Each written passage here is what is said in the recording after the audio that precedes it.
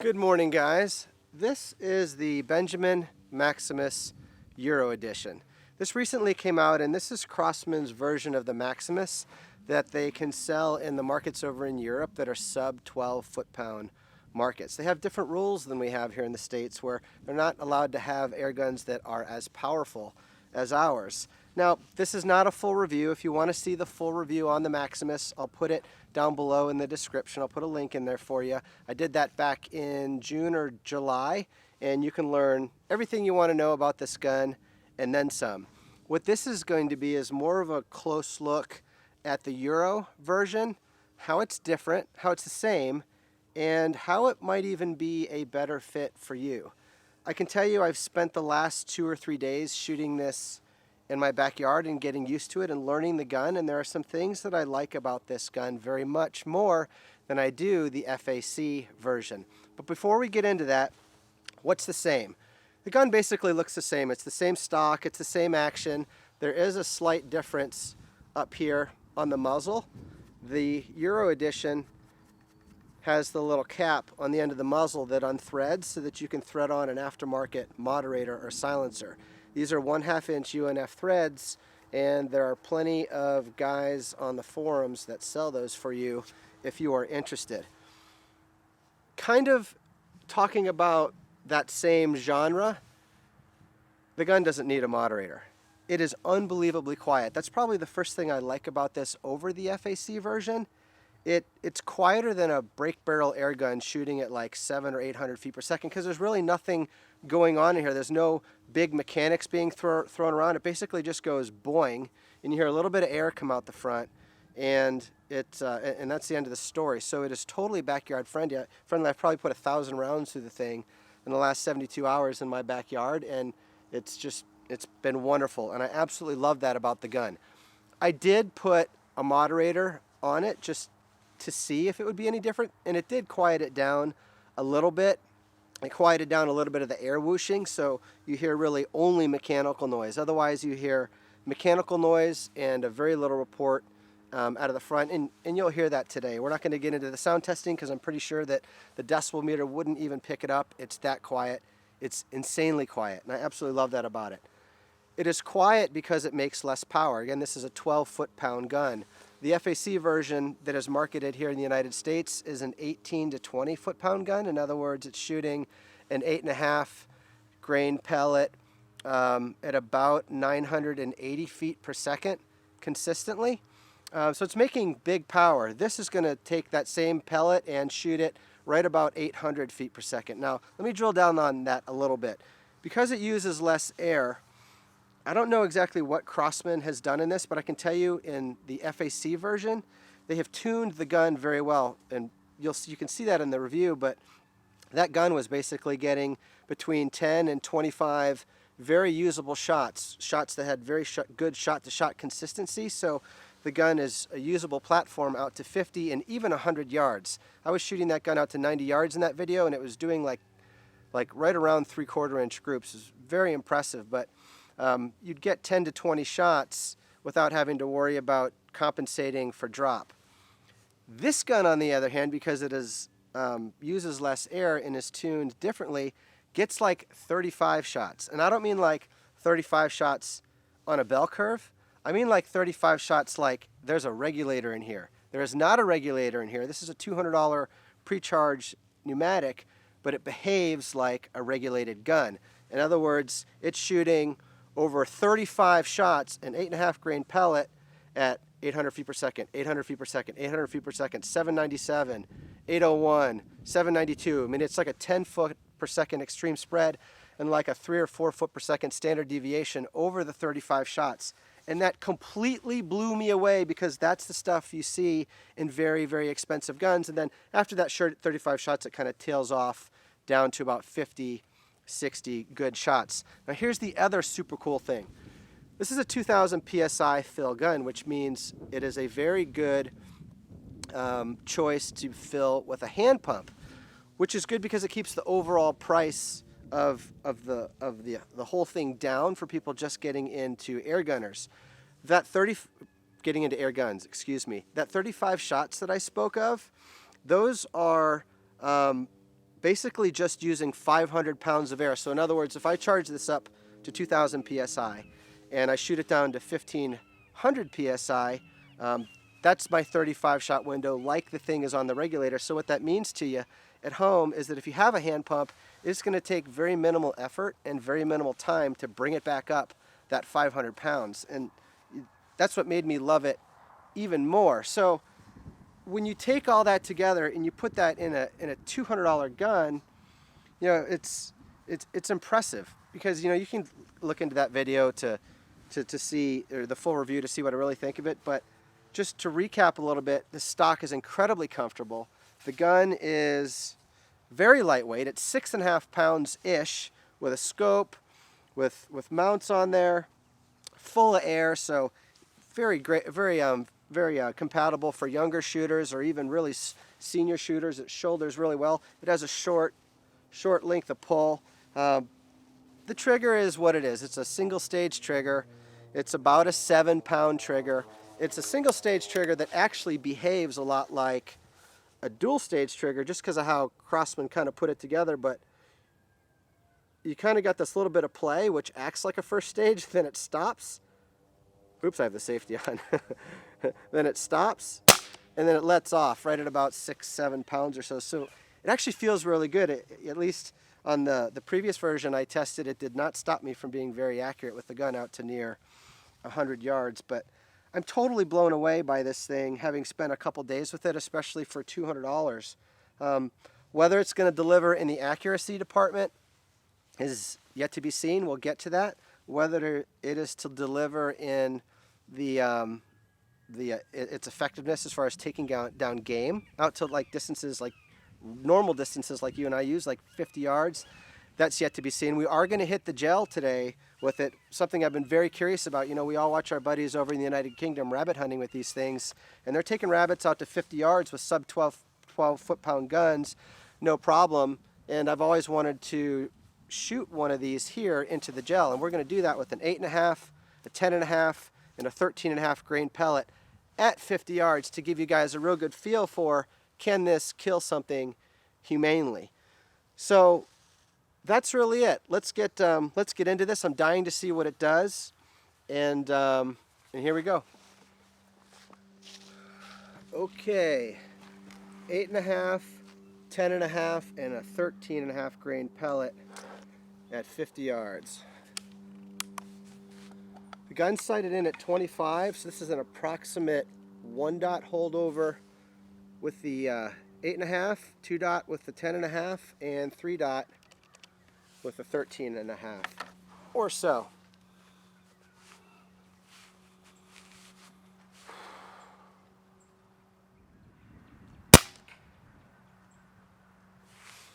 Sounded pretty good.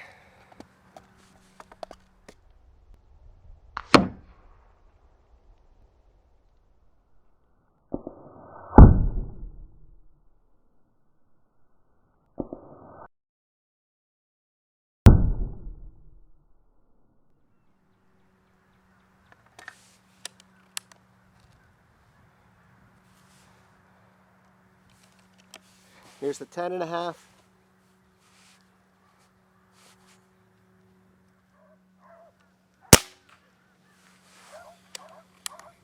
Sounded like a good hit.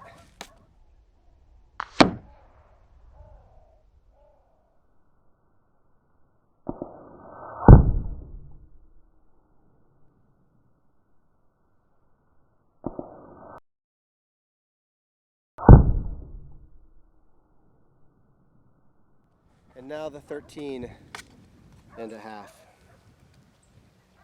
God, it's freezing. I can barely feel my fingers.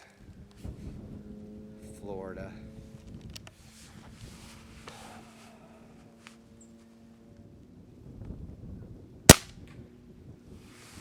All right, 3 solid hits. Let's go check it out.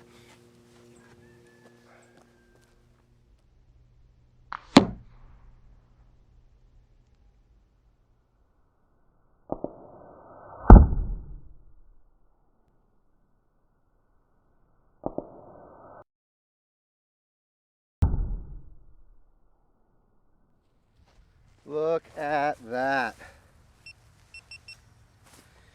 3 good hits. Let's see. Our 8.5 grain penetrated about 5 1/4 inches. Our 10.5 grain went to 5 7/8 inches, and our 13.5 grain punched all the way through to 7 7/8 inches. That's kind of a surprise for 12 foot-pounds, but it's kind of not too. We watch our buddies over in the UK putting up their rabbit hunting videos, and they're tagging rabbits at 50 yards with these things, and those rabbits are either doing a triple backflip and dying right there on the spot, or they're just keeling over dead. That's plenty of power. That's the thickness on all 3 of those pellets of 2 rabbit chest cavities, so you could technically go through 2 of them. I'm liking this gun more and more. Let's get to the accuracy piece.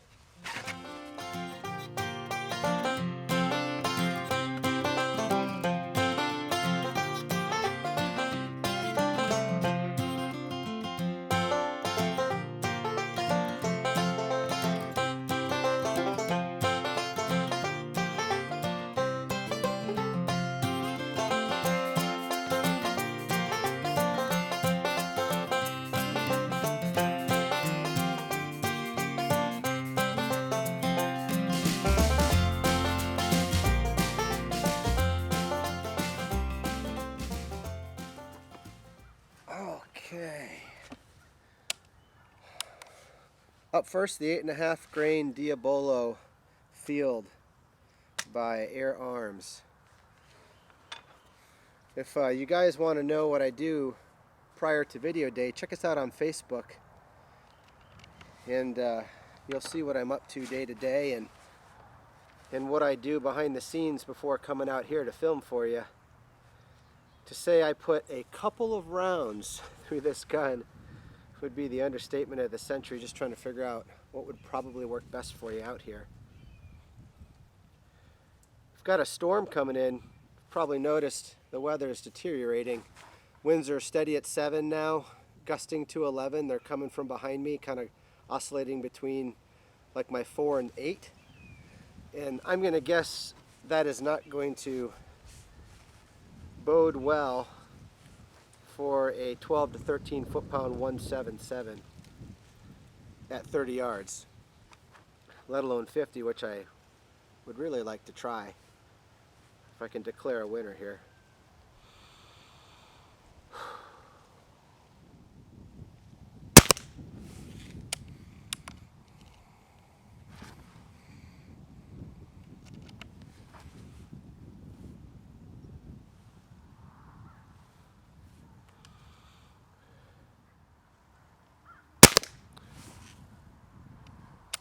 Man, Florida's weird. It was like 80 degrees and sunny yesterday. I was getting overheated in my backyard, trying to figure out which pellets to bring out here for you. And today it's like 55 degrees and cloudy and windy. And I'm noticing the gun shooting not as hot as it was yesterday. Yesterday we were right around 800 feet per second because it was a little bit warmer. Not so today. I notice that a lot reviewing guns, that the warmer it is, the hotter they shoot. I don't know if that has to do with the gases expanding or the barrel shrinking or expanding, creating a tighter seal. I just don't know. I don't know the mechanics of it.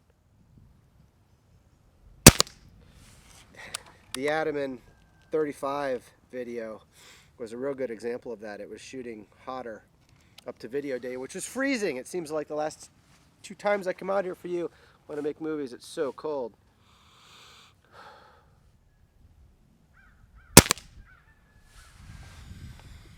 That's a good group. Let's reset the chrony. All right. I imagine if you haven't already, you're going to get around to watching the full review on the FAC version Maximus. And that gun liked these H&N Sniper medium pellets the best. It performed very well with them, all the way out to 90 yards. I am undecided if this gun likes them or not. They're the same grain. They're about 8.5 grain, but they're a harder alloy than the JSBs. which usually in guns in this price point work a little bit better because things aren't as finished off in here.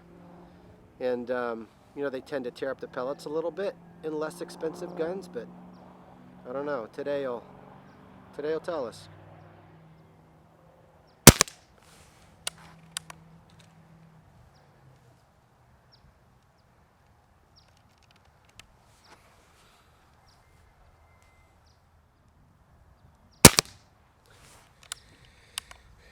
I saw a little hook in that pellet. Almost like it was corkscrewing down there. Come on. You'll notice when I push this bolt forward, I kind of use the probe to jiggle the pellet up in there. Again, that's because things aren't perfectly finished off up there, and I don't want to shave the back off a pellet, which very well could have been what happened there. Yesterday when I was practicing and the day before, I was getting better results doing that rather than just cramming that bolt forward. But $200 guns,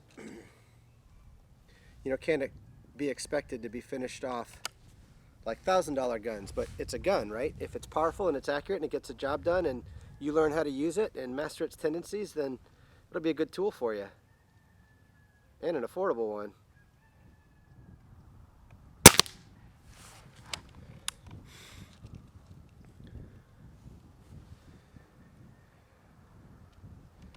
So this is developing into a no for these pellets, but if you have that FAC version, try them, because man, was this thing a laser with those. And the sun's coming out a little bit now. I need it, I'm so cold.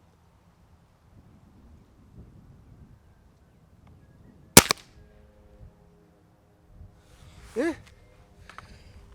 All right, let's go up in the weight a little bit. Let's try these JSB 1034s. Let me reset that chrony first.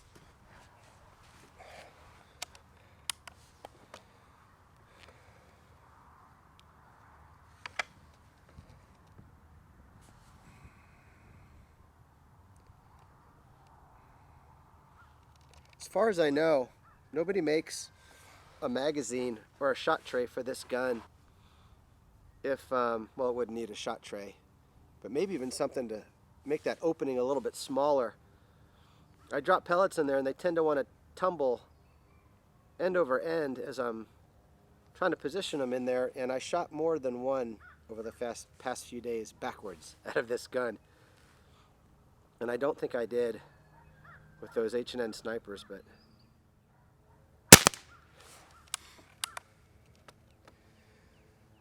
it's a little bit heavier, so we'll probably notice a little bit of a drop, I'm guessing, because it certainly behaved that way at 50 yards in practice. And that one did land one dot lower at 10x at 30 here than the 8.5 grade. Well, that one didn't. That one went right where I was aiming it.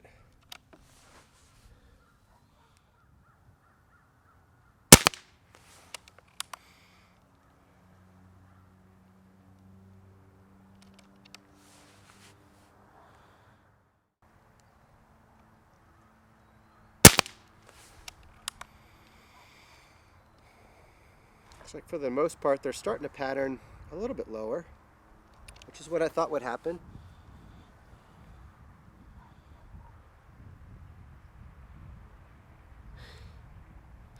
When I bend over like this, it exposes the area underneath my belt, and it's getting pretty breezy down in there. All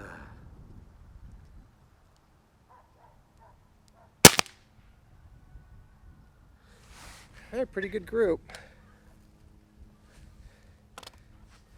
Let's move on to the Diana Magnums.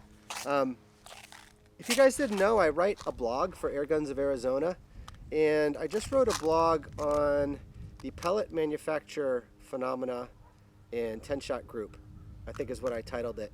You want to check that out. They'll probably have it up, I would imagine, in the next week or so, but that is where I write my personal blog, and there's all sorts of cool stuff over there. And one of the things we talked about is how JSB and H&N make most of the pellets for the airgun industry, And this one, this Diana Magnum, is actually a Barracuda, H&M Barracuda 1065. It's pretty much the same thing.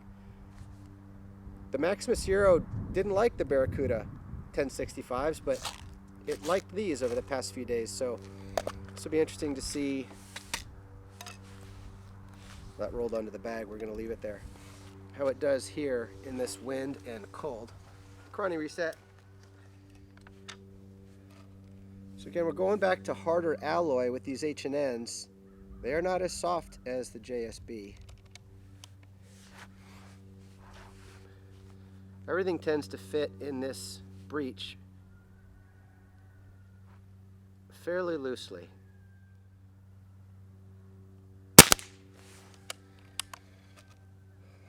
Pretty good drop on that from a 1034 to a 1065. We'll see how the rest fly.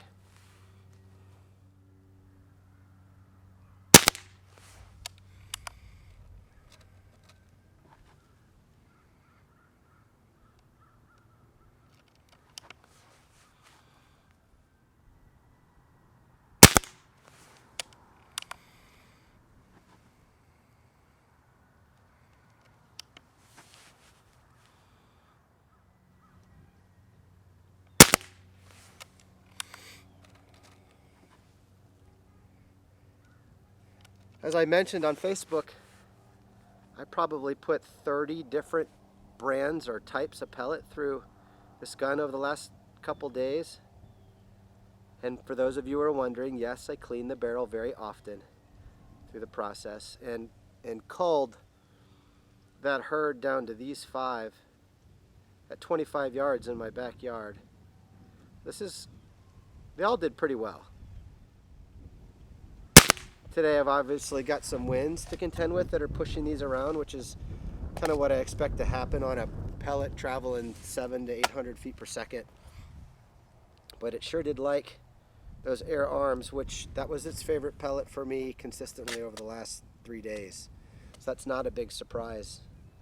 Maybe the wind isn't as much of a factor as we thought. All right, Chrony reset, and then last one, the JSB Monsters, the 1343s.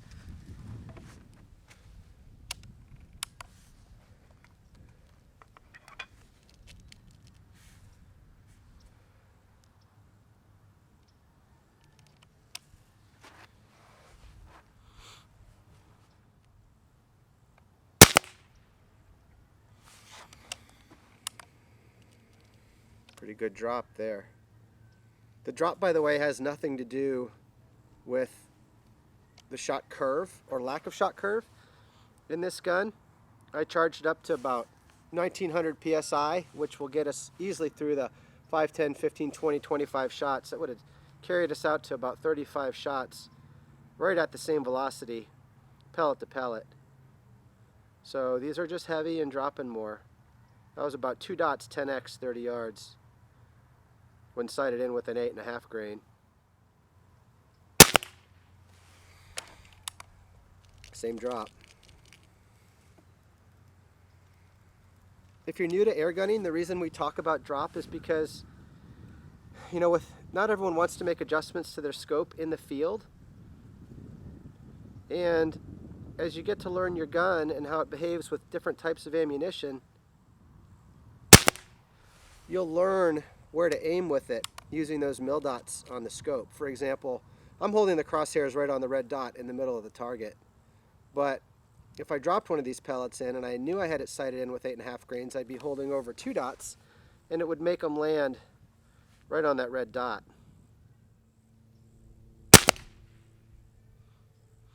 Beautiful. Nice group.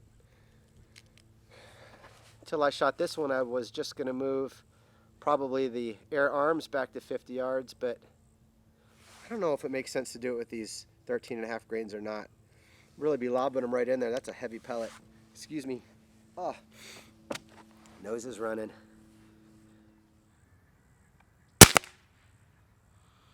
Pretty good group, guys and gals.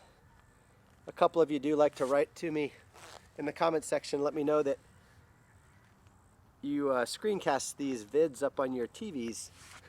in your living room because they're so long, and watch them with your wives, and your wives are cool with that. So thank you for that. I think that's super cool. That's definitely a powerful motivator for me when I know that you guys are enjoying these at home, because that's why I do them, really, to just spread the word on the air gunning culture, how great it is, how much fun it is, and what a great group of people we really have behind the industry, and so that you guys can enjoy it at home.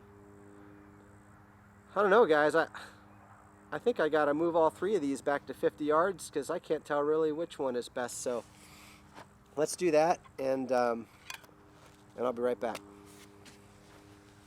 All right, guys. Target is moved back to 50 yards. You'll notice it's an 8-inch target. I've used a larger circle because I expect some pretty good drop. I did a little practicing off camera there, and we're getting about a 1-inch drop with an 8.5 grain, and a 1-dot drop at 8.5, 2-dot drop with a 10.5, and a 4-dot drop with a 13.5, all when sighted in at 30 yards at 10x on the scope.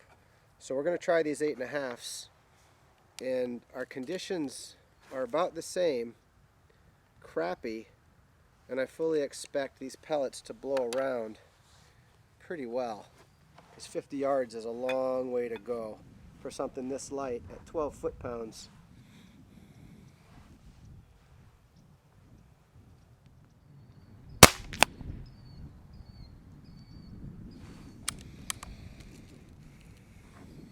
That one actually dropped 2 dots, or about 3 inches. Same there. Wind got a hold of it. Now it's coming across like this.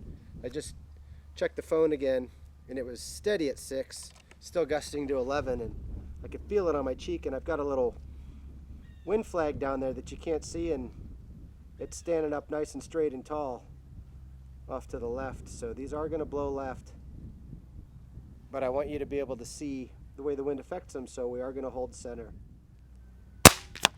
because that very well can be a caveat to a gun that isn't as powerful. It's going to be more influenced by external factors like wind.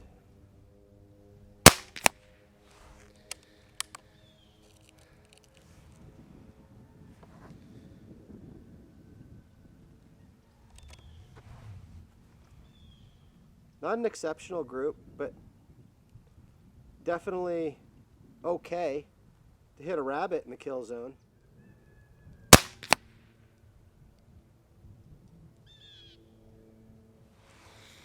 Not bad. Let's take a couple of more.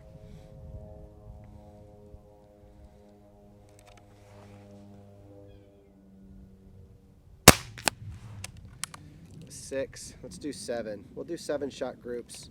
There's no magazine, but we want to give you guys accurate information, and sometimes taking a few more shots will separate the men from the boys at these long distances. Not bad. Let's reset the chrony. I'm going to put a fresh target up there, and we'll try these JSB 1034s. Okay, so walking down there, I was able to have a little bit closer look at that target, and kind of did what I would have expected it to. We've got this, wind from our right to our left, and 2 out of those 7 pellets pushed from right to left, as you think they would, and the other 5 were great. Definitely good enough for headshots at 50 yards on squirrel or rabbit. So these are the 1034s, a little bit heavier, so I expect them to be able to buck the wind a little bit better. I'm going to hold over a couple of dots on these guys, otherwise they're probably going to fall off the target. This is a 2-dot holdover 10x.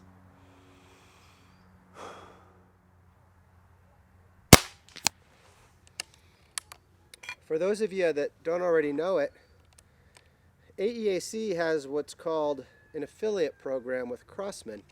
And that means that they support us products to review for you guys,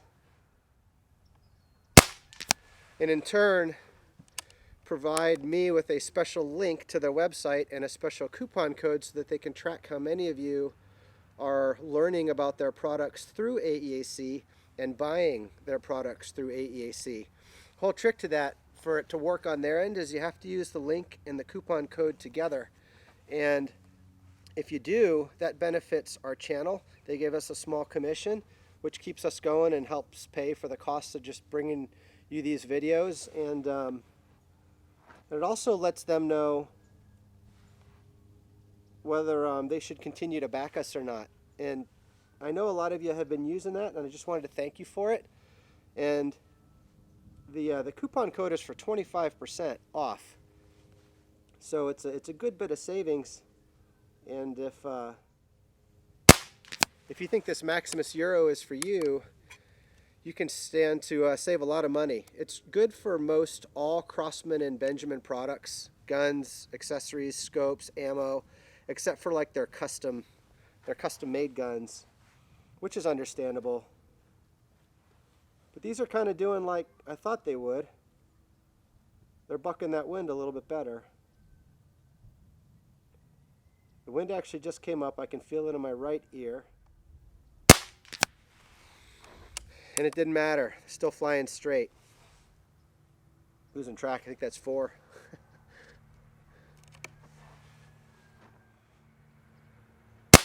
5.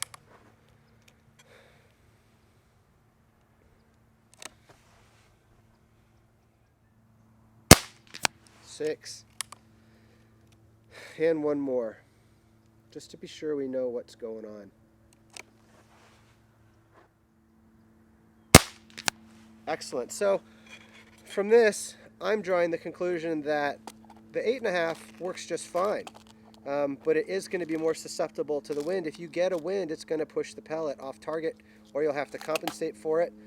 The 1034 is more resistant to that, and I expect these 1343s to be even more resistant to the wind, but there's probably going to be so much drop on this. I don't know if that's going to be a practical pellet for a 12 foot-pound gun, just because you're going to be having to overcompensate so much with the scope for moving around from 25 to 50 yards. But let's try it and find out. I'm going to put a fresh target downrange, and we'll be right back.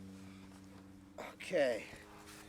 The JSB Monster 1343, the pellet that was not designed for the Maximus Euro. This is a pellet that's designed for guns that are very powerful to overpowered, kind of in that category. I'm going to proceed with a 4-dot hold over here, and I bet you they still go a little low.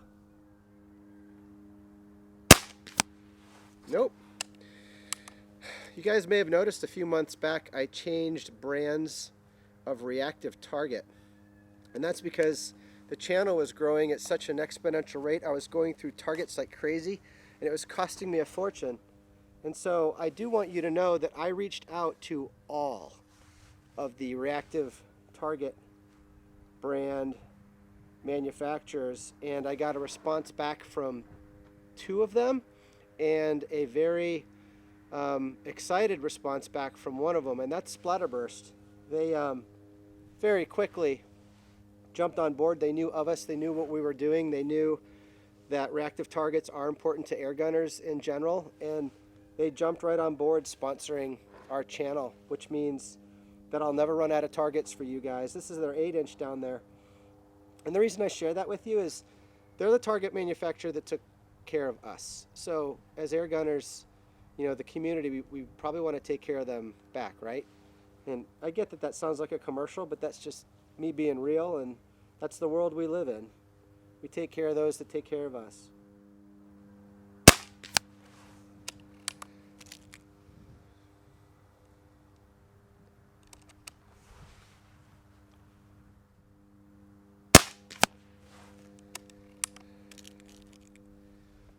I'm still feeling that wind from my 4 or 5 o'clock, so I don't know why that one went so far right. I say so far, like half an inch. But that is why when you own your own air gun, or are about to own your own air gun, you test with a variety of pellets for more than 5-shot groups at distances like 50 yards to find the one that it will like best. So that's 5. Let's do 2 more. So I'm starting down the path of the 1343 Monster is fine for 30 yards. At 50 yards, the drop is certainly manageable. In this scope, this is a Hawke Air Max. It actually came from Airguns of Arizona. They sent it to me to test with their FX Streamline, and I'm borrowing it.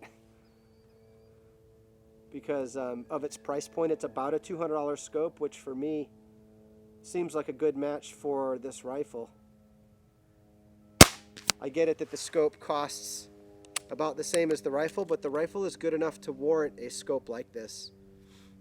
This is a 5 to 12 power, and it's got adjustable objective up front there, which helps you dial in the parallax so that when you move your eye around, it's not going to muck up your shooting. And I think this is number 7. I've lost track because I've been talking too much. But we'll quit on this one. Golly. You know, I just got done dissing this pellet for probably not being a 50-yard pellet for this gun, and all those but one landed in probably an inch-ish group. Holy moly. This is probably a terrible idea. And you guys cannot get me in trouble with Crossman through nasty comments, but I think I'm going to push this back to 100 yards. Yeah, I'm going to push it back to 100 yards. It may work, it may not work, but I've got 3 brands of pellets that are grouping in about an inch and a half at 50 yards, which is definitely within the guidelines for humanely taking rabbit and squirrel and groundhog sized prey at those ranges. And I haven't been able to decipher which of these 3 pellets is best. So I'm going to do that, and I just ask you, please don't make me pay the price if it looks like Shotgun City when we get down there, because that wouldn't be Crossman's fault. This gun is not designed for that. This is a 12 foot-pound gun. If you want to shoot out to 100 yards, buy their FAC version, because we demonstrated in the review that without a doubt, that thing is deadly accurate out at around 100. So I will be back in a few minutes. I'm going to shoot some off camera, and then we'll take a look. Guys, I am so very sorry. It is just too breezy out here today to shoot this gun publicly on YouTube in front of thousands of people and have them critique it at 100 yards. I did experiment at 75 and 100, and I will tell you that all 3 of the pellets, the 8.5, the 10.5, the 13.5, actually did pretty well at 75 yards. They were grouping 1.5 inches, 2 inches, which is kind of what I expected, but then the wind would get a hold of one and it would push it 5 inches off one way or the other. And then I moved things out to 100 yards, and it was even worse. I guess to me, and I don't even know if this is true or not, but in my limited experience, maybe that's the that's the limiting factor of a 12 to 13 foot-pound of energy platform like the Maximus Euro here. That doesn't mean this can't be an awesome gun for a great many people under most shooting conditions. I will tell you, I flat out love this gun and everything it stands for. It stands for Made in America. It stands for very affordable for so many people. This is a $200 air gun, guys, that's performing out to 50 yards and beyond with some of the big boys, not only in accuracy and in consistency, but with shot count. You know, this gun will put out 12 to 13 foot-pounds consistently, shot after shot, over like 35 plus shots, and it'll do it on just 500 pounds of air. So what that means to you guys at home, if you're thinking about getting into air gunning, you know, get yourself a hand pump from Crossman, get yourself some ammo, get yourself some of this. Use my coupon code, and you can get into this recreation for a very reasonable amount of money, and you'll have all the gun you need to hunt out to 50 and 75 yards. We proved that today with the ballistic gel. You know, just be mindful of the wind, because it is going to push your pellets around, moving at these lesser velocities. But with that, I just want to say thanks again for watching. Please be sure to like and subscribe and share with your friends and our sponsors. Airguns of Arizona. Episode wouldn't have been possible without me borrowing their scope that they set for the FX Streamline, Splatterburst Targets, JSB Predator International, and of course our relationship with Benjamin and Crossman. You guys know the best way to thank all of these groups. So with that, thanks for watching. I'm Steve Shalley, and we'll see you again real soon.